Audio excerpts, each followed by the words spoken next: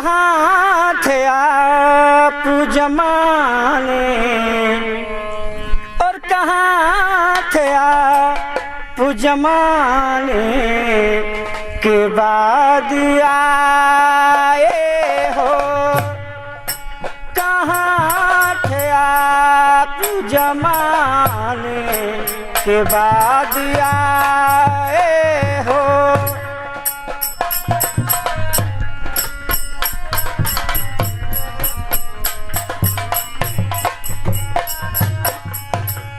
और कहाँ थे आप जमाने के बाद आए हो।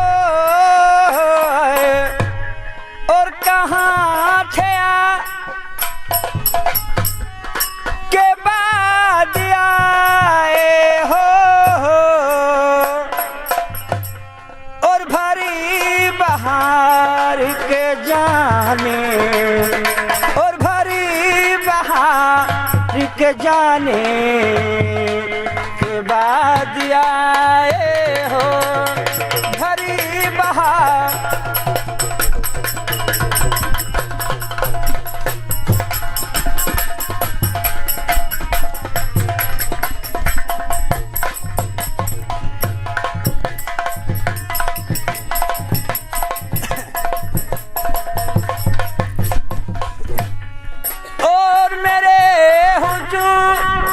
बताओ मेरी खता क्या है।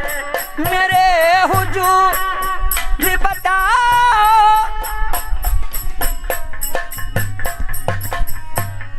और मेरे हुजूर बताओ मेरी खता क्या है।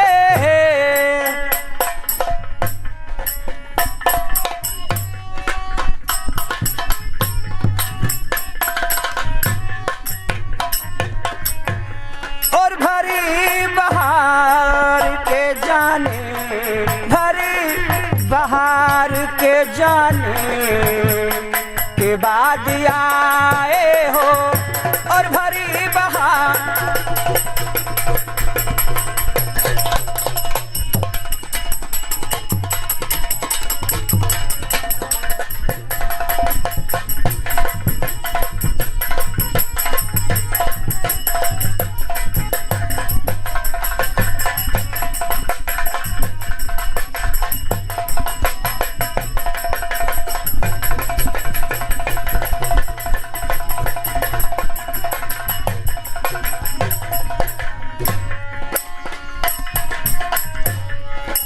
के जाने के बाद आए